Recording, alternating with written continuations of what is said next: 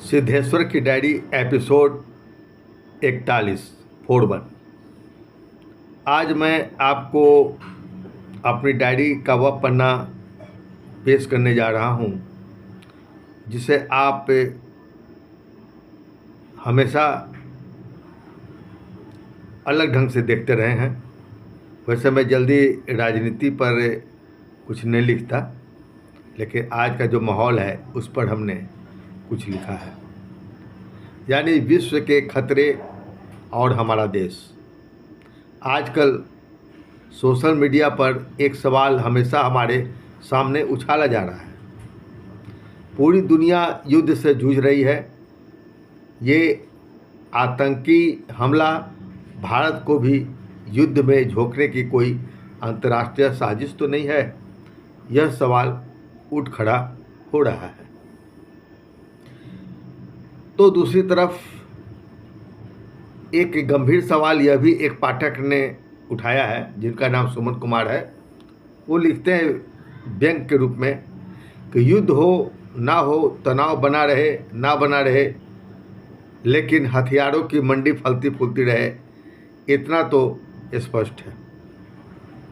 हालांकि गंभीरता से सोचा जाए यह बात भी पूरी तरह गलत नहीं है, लेकिन दूसरी तरफ कवि विचारक शुभचंद्र सिन्हा कहते हैं, सही और उपयुक्त बात हमारे देश की सत्ता लोलुप शक्तियाँ कहीं अंतर्राष्ट्रीय षड्यंत्रकारी शक्तियों के साथ मिलकर एक साथ बांग्लादेश और पाकिस्तान के साथ साजिश तो नहीं रच रही, यानी आतंकी हमला से देश को अस्थिर कर सत्ता पाने के जुगाड़ में तो नहीं लगी हुई है ये लोग। का सवाल भी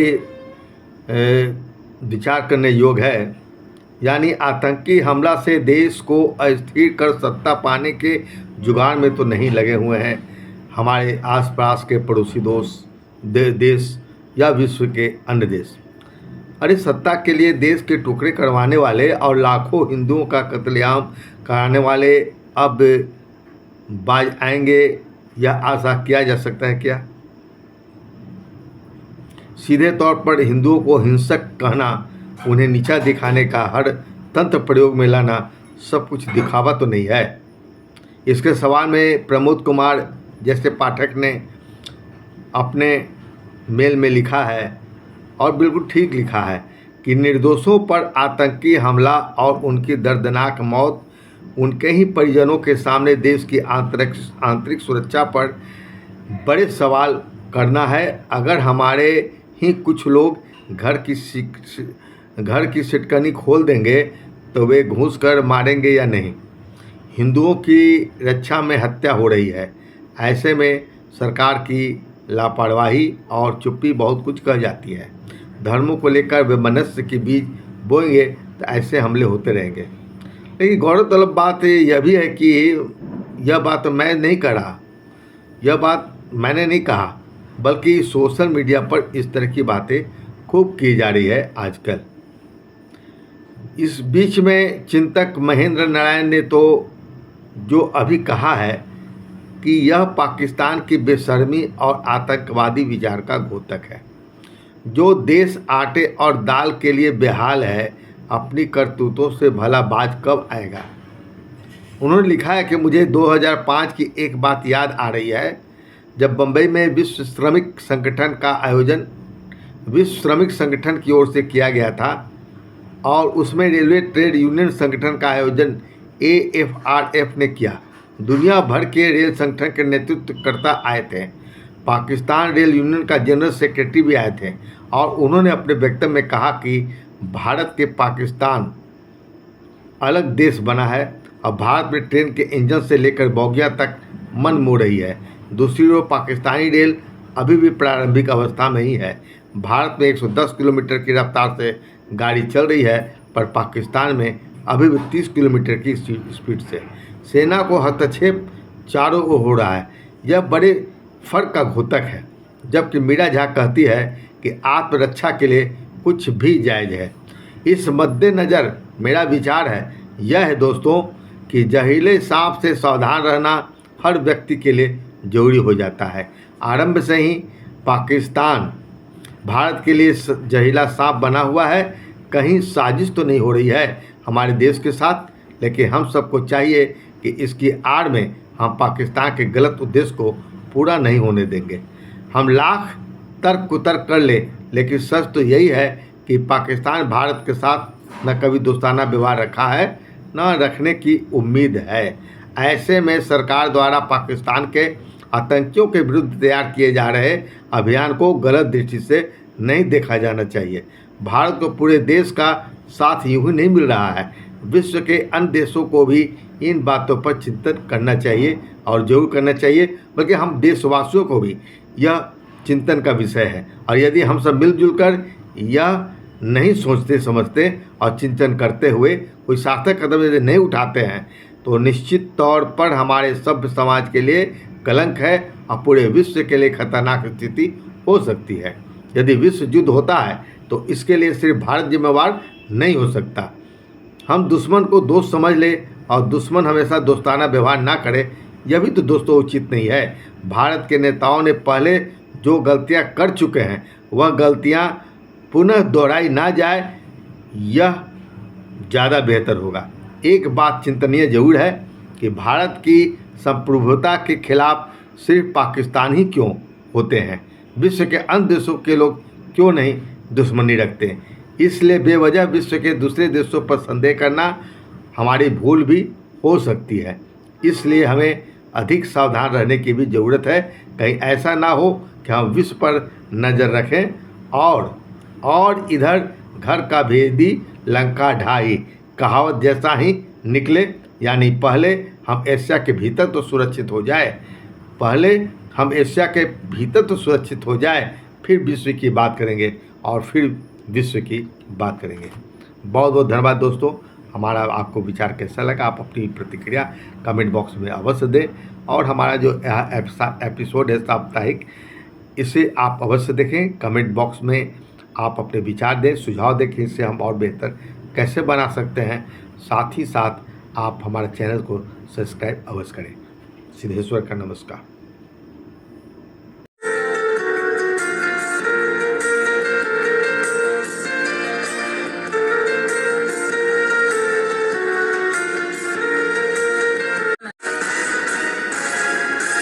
अवसर साहित्य यात्रा के अंतर्गत दोस्तों आपके सामने मैं प्रस्तुत कर रहा हूँ वंदना सहाय की लिखी हुई लघु कथा दर्द का साझा लघु कथा, जिसकी लेखिका वंदना सहाय, प्रस्तुति सिद्धेश्वर। कटे तने वाले वृक्ष ने फूल से पूछा, कैसे हो मित्र? फूल ने जवाब दिया, ठीक हूँ, पर क्या करूँ, गर्मी की प्रचंड धूप से मेरा चेहरा मुरझा जाता है। आगे अपनी सुनाओ मित्र। क्या सुनाऊँ, मेरे पास तुम्हारे तरह सुंदर चेहरा थोड़े है। कठोर तने का शरीर है, परोपकार करने का गुण मुझे विरासत में मिली। लेकिन जब तक मेरी शाखाएं थी मैं सभी को फल और शीतल छाया दिया करता था, पर ना जाने एक दिन मनुष्य नाम के स्वार्थी जीव को क्या सूझी कि उसने मुझे काट ही डाला। अब वे मेरे मजबूत तने को छील छाल और चीर कर उस पर मनचाहे रंग रोगन चढ़ाकर तरह तरह का सामान बनवा लेंगे और मेरे तने को, शरीर को उनके घर की निर्जीव वस्तुओं में शामिल हो जाएगा। इतने से भी अगर उनका मन ना भरा तो किसी दिन वे आकर मुझे जड़ समेत खोद डालेंगे और मेरे अस्तित्व को ही मिटा देंगे मित्र, और मेरे अस्तित्व को ही मिटा देंगे। गुजर गया गुबार देखते रहे, मांग भर चली कि एक जब नई नई किरण, ढोल के ढुमक उठी ठुमक उठे चरण चरण, शोर मच गया कि लो चली दुल्हन, गांव सब उमर पड़ा बहक उठे नयन नयन, पर तभी जहर भरी गाज एक वह गिरी, पहुँच गया सिंदूर तार तार हुई चुनरी, और हम अजान से दूर के मकान से पालकी लिए हुए कहार देखते रहे। कारवां गुजर गया गुबार देखते रहे, कारवां गुजर गया गुबार देखते रहे। पत्रिकानामा के अंतर्गत हम इस सप्ताह प्रस्तुत कर रहे हैं एक पत्रिका जो सोशल मीडिया पर बखूबी लोग पढ़ रहे हैं, देख रहे हैं, दी ग्राम टुडे। यह यूपी उत्तर प्रदेश से प्रकाशित है और यह दैनिक अखबार पाक्षिक ई पत्रिका के रूप में हमारे सामने आ रही है। इस पाक्षिक और मासिक पत्रिका जो कविता प्रधान है, इसके संपादक समूह संपादक है डॉक्टर शिवेश्वर दत्त पांडे, जो अपनी संपादकीय में लिखते हैं कि गर्मी दिन ब दिन बढ़ रही है, पारा रोज ऊपर चढ़ रहा है, वाटर लेकिन डाउन हो रहा है, नल सूख रहे हैं, जल स्रोत सूखने लगे हैं, मानव तो किसी तरह पानी की व्यवस्था कर ही लेता है, लेकिन पशु पक्षी पानी की तलाश में इधर उधर भटकने में मजबूर है। हम सब इतना तो कर ही सकते हैं कि छत पर एक बर्तन में पानी की व्यवस्था इन पंछियों के लिए कर दें, जब भी इनको प्यास लगे तो ये वहाँ से पानी पी सकें। माने कि इस तरह की प्रेरक बातें भी उन्होंने इस पत्रिका के संपादक के माध्यम से उन्होंने कहा है। और दी ग्राम टुडे पाक्षिक पत्रिका के संपादक में सुभाष चंद्र पांडे, जो प्रकाशक भी हैं, ये इसके प्रधान संपादक के रूप में हैं। बाकी कई संपादकगण मिलकर इस पाक्षिक अखबार को 80 पृष्ठों की इस पत्रिका को नियमित प्रकाशित कर रहे हैं। इस पत्रिका का साज सज्जा देखिए और गजल प्रकाशन के प्रकार की जाती। इस अंक में सिद्धेश्वर की एक आज़ाद गजल प्रकाशित है। नमूना के तौर पर देखें, मासिक किस्तों में जीते मरते रहें कब तक, झूठे सच्चे रिश्तों में जीते मरते रहें कब तक, निकाल फेंकते हैं दूध में पड़ी मक्खी की तरह, इन चोर उचक्कों में जीते मरते रहें कब तक, छाया इंद्रधनुषी छटा सिर्फ माया है, आकाश का बदलते हुए रंगों में जीते मरते रहें कब तक। इस तरह की कई रचनाएं इसमें प्रकाशित हैं, नए पुराने रचनाकारों की। सच पूछिए तो नए साहित्यकारों का पाठशाला है दी ग्राम टुडे। सोशल मीडिया पर ढेर सारी पत्र पत्रिकाएं प्रकाशित हो रही है, हालांकि नियमित प्रकाशित होने वाली पत्र पत्रिकाओं की संख्या कम है। इन्हें हम लघु पत्रिका का नाम दे सकते हैं। ये पत्रिकाएं सीमित मात्रा में और कम संसाधन में प्रकाशित होकर पाठकों के बीच वितरित की जाती है, लाभ हानि का जोड़ घटाव किए बिना। ऐसी पत्र पत्रिकाओं में ही एक पत्रिका है दर्पण, राइजिंग बिहार, साप्ताहिक और अब दैनिक दी ग्राम टुडे। शिवेश्वर दत्त पांडे और सुभाष चंद्र पांडे के संपादन में प्रकाशित दी ग्राम टुडे दैनिक पाक्षिक एवं मासिक साहित्यिक पत्रिका अभियान नए लेखकों का पाठशाला साबित हो रहा है।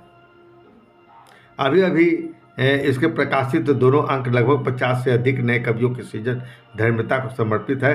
यह भी सच है कि इससे आधे से अधिक कविताएं बेहद कमज़ोर और सामान्य स्तर की इसमें प्रकाशित है, और इस तरह का अभ्यास करते करते नए लेखक भी एक दिन बेहतर लिखने लगते हैं। इसीलिए हम कह सकते हैं कि लघु पत्रिकाओं का यही उद्देश्य है, और लघु पत्रिका इसीलिए पाठशाला के रूप में हम देखते हैं। यह दोस्तों महफिल में मैं प्रस्तुत कर रहा हूँ सिद्धेश्वर की महफिल में एक से बढ़कर एक शायरी, गीत, गजल। दोस्तों शायर दीक्षित दानकोड़ी कहते हैं, सियासत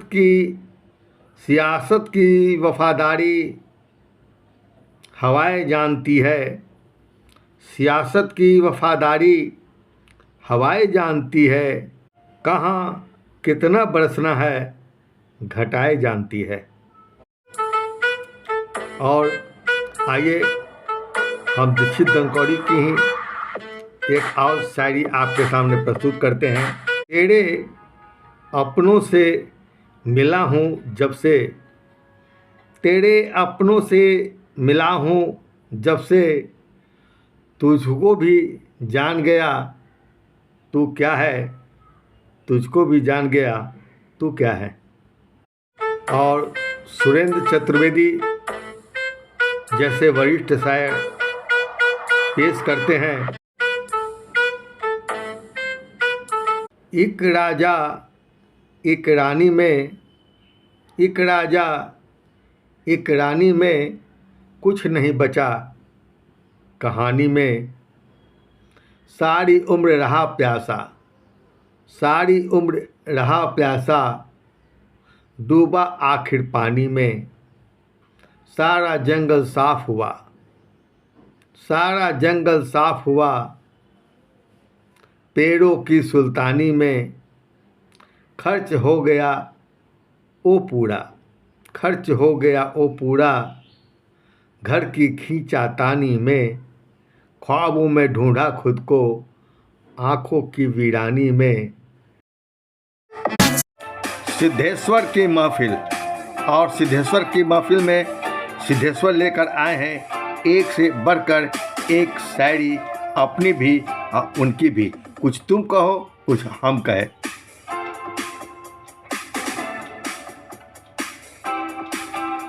पहले मेरी शायरी सुनिए। तेरा आना भी क्या आना है, तेरा आना भी क्या आना है, मिलकर फिर बिछड़ जाना है। दूर रहकर रोता है ये दिल, दूर रहकर रोता है ये दिल। तस्वीर देखकर मुस्कुराना है, तस्वीर देखकर मुस्कुराना है। और दोस्तों, मुझसे दूर होने की है ये साजिश, मुझसे दूर होने की है ये साजिश। बिन बतलाए घर बदलने लगे हैं, बिन बतलाए घर बदलने लगे हैं। शायर को विश्वास नहीं गज़ल पर, शायर को विश्वास नहीं गज़ल पर। किरदार महफिल के बदलने लगे हैं, किरदार महफिल के बदलने लगे हैं।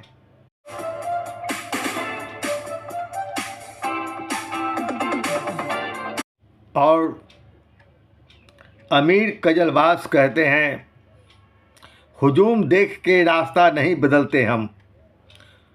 जी हाँ, हुजूम देख के रास्ता नहीं बदलते हम। किसी के डर से तकाजा नहीं बदलते हम। हजार जेर एक कदम रास्ता हो खाड़ों का, जो चल पड़े तो इरादा नहीं बदलते हम, जो चल पड़े तो इरादा नहीं बदलते हम। बच्चों, मैं तुम्हें एक कविता सुना रहा हूँ, सुनो। मम्मी मुझे खिलाओ दूध बतासा, मम्मी मुझे खिलाओ दूध बतासा। अभी भूख लगी है और हूँ प्यासा, अभी भूख लगी है और हूँ प्यासा। मम्मी मुझे खिलाओ, मुझे खिलाओ, मुझे खिलाओ। नाश्ता करके जाऊंगा मैं स्कूल, नाश्ता करके जाऊंगा मैं स्कूल। मम्मी वहाँ रहूँगा बड़ा ही कूल, मम्मी वहाँ रहूँगा बड़ा ही कूल। टिफ़िन भी संग मैं ले जाऊंगा, टिफ़िन भी मैं संग ले जाऊंगा। टिफारी में फिर खाना खाऊंगा, टिफ़िन में फिर खाना खाऊंगा। पौष्टिक आहार ही शक्ति बढ़ाए, पौष्टिक आहार ही शक्ति बढ़ाए। टीचर जी पुस्तक में यही पढ़ाए, टीचर भी मुझको पुस्तक में यही पढ़ाए। दिखलाऊंगा मैं फिर खेल तमाशा, दिखलाऊंगा मैं फिर खेल तमाशा। मम्मी मुझे खिलाओ दूध बतासा, अरे मम्मी मुझे खिलाओ। सियासत है या फिर नखरे हैं, देश को नेताओं से खतरे हैं। हाँ हाँ हाँ, बहुत बढ़िया सर। सियासत है, सियासत है, सियासत है, सियासत है या फिर नखरे हैं, देश को नेताओं से खतरे हैं। एक बंदरों की तरह उछलते कूदते, बंदरों की तरह उछलते कूदते एक जगह कब ये ठहरे हैं, एक जगह कब ये ठहरे हैं। अब बनाया है हमें गांधी का बंदर, बनाया है हमें गांधी का बंदर, हमारी आजादी पर पहरे, हाँ हाँ हाँ, हमारे आजादी पर पहरे हैं। और आंखों पर चढ़ा है रंगीन चश्मा, आंखों पर चढ़ा है रंगीन चश्मा। मौसम दिख रहा हरे भरे, मौसम दिख रहा हरे भरे हैं। जब चाहा ओढ़ा और बिछाया, जब चाहा ओढ़ा और बिछाया। हमारी इज्जत उनके कमरे है, हमारी इज्जत उनके कमरे हैं, हमारी इज्जत उनके कमरे हैं। और नदियां की बढ़ रही है चिंताएं, नदियां की बढ़ रही है चिंताएं। शांत क्यों सागर की लहरें, हाँ हाँ हाँ हाँ, शांत क्यों सागर की लहरें हैं। क्या बात है सर। शांत क्यों सागर की लहरें हैं। अंत में कि महफिल में गजल रास न आई, महफिल में गजल रास न आई। दिल में छुपा राज बहुत गहरे हैं, दिल में छुपा राज बहुत गहरे हैं। वाह, बहुत बहुत बढ़िया सर। गजब।